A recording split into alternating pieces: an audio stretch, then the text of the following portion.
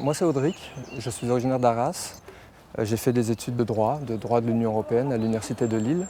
Je suis candidat à la tête d'une liste citoyenne et européenne. Aujourd'hui je suis enseignant, donc vacataire chargé de TD, dans différents établissements sur Douai, Arras et Amiens. Donc qui regroupe 4 partis et puis tout un tas de citoyens aussi qui ont envie de s'engager pour la région. J'enseigne principalement les langues, l'espagnol et l'anglais. J'ai aussi passé plusieurs années à enseigner le français hors de France, dans des écoles en Allemagne, en Espagne. On veut vraiment changer le quotidien des gens dans la région avec des propositions concrètes.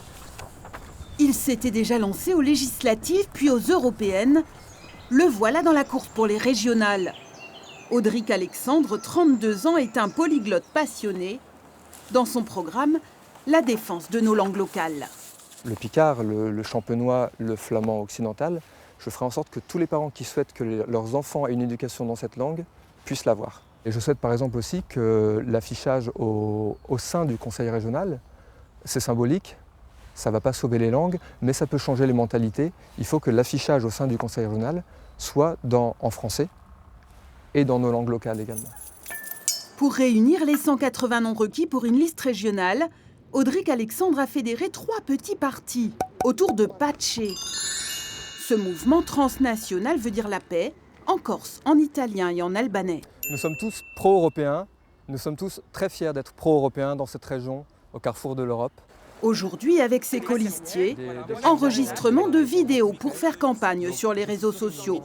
Les territoires, ils sont un peu déshérités et ce qu'on voudrait, c'est une politique pour permettre d'irriguer tous les territoires. Plus de pouvoir aux collectivités locales, plus de pouvoir aux régions, ce qui correspond à une politique de proximité. Et j'ai pas envie que des soucis, des questions d'élections à venir, présidentielles, détournent le débat pour vraiment une politique régionale. Voilà. Merci. Des citoyens ordinaires, proches des préoccupations de leurs semblables, voilà comment se revendiquent ces candidats. Pacifistes et écolos, ils font campagne sur le développement des transports en commun et leur gratuité. Et en plus, on a sous les yeux les modèles de financement, on les a. Il suffit de regarder Dunkerque, il suffit de regarder Compiègne, on sait comment faire. Plusieurs milliers de personnes meurent prématurément chaque année à cause de l'air qu'on respire. On ne peut pas attaquer les automobilistes, on ne peut pas attaquer la voiture.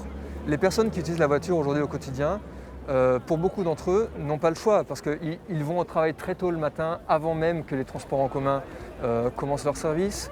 Mais on a besoin de changer de modèle. Il faut que les gens réalisent que grâce aux transports en commun, ils auront un service plus efficace et qui leur coûtera moins cher. Parmi les autres propositions, un parachute financier pour aider les producteurs à passer en bio, plus de pouvoir décentralisé à Amiens, ou encore du mobilier sanitaire dans les villes. Donc nous, c'est un droit aux toilettes publiques propres et gratuites, de jour comme de nuit. Petit parti, petit moyen, il n'y aura ni profession de foi ni affiche sur les panneaux électoraux. Mais les bulletins de vote seront bien présents, aux côtés des 6 autres listes en compétition. Bonjour, vous savez que c'est bientôt les élections régionales ?